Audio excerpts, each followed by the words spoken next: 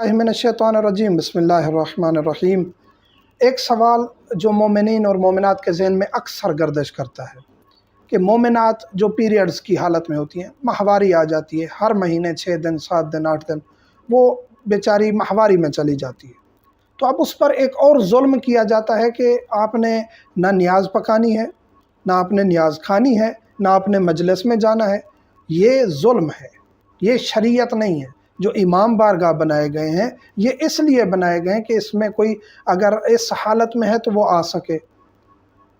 मस्जिदें हैं जो जिनमें एक शख्स जनाबत की हालत में या खातून हैज़ नफास की हालत में दाखिल नहीं हो सकती, इमाम बारगाह में जा सकती है, मजलिस में जा सकती है, ज़ियारात को छू सकती है। ज़ियारात ये जो शबीहात हैं, हाँ इमाम के ज़रिए मासूम के ज़रिए उसको छूना नजस हालत में जायज़ नहीं है अक्सर फ़ुक़हा के नज़दीक।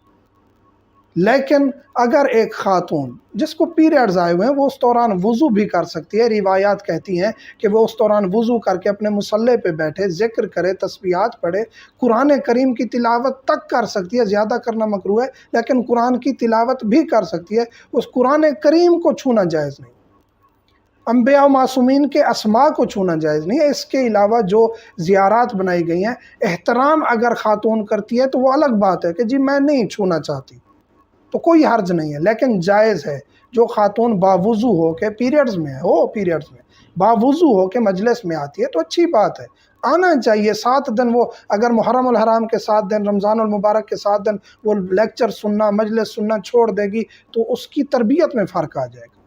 तो बच्चियों को, बहनों को, बेटियों को इनको नहीं रोकना चाहिए।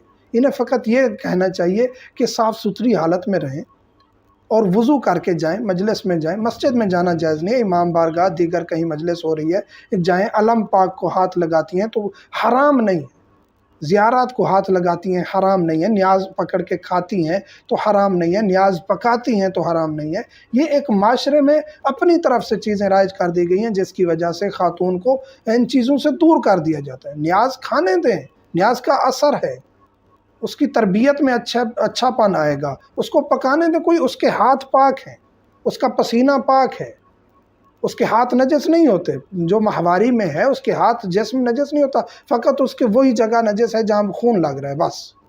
तो इन चीज़ों में शिद्दत नहीं रखनी चाहिए। जो बच्चियां इस तरफ हैं, फ़आल हैं, वर्कर हैं, काम करती हैं, जो ख़वातीन फ़आल हैं, वर्कर हैं, उनके घर मजालिस होती हैं, इंतज़ाम होता है, इमाम बारगाह की मैनेजमेंट है, तो उनको काम करने दें, उनको ना रोकें। फ़कत एक चीज़ है, मस्जिद में ना जाएं, अस्माए मुबारका को ना छुएं।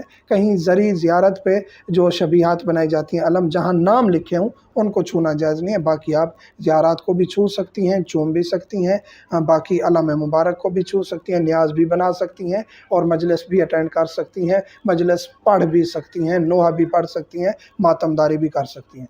मोमिनीन से मुल्तमस हमें दुआ में याद रखा करें। वल्हम्दुलिल्लाहि रब्बिल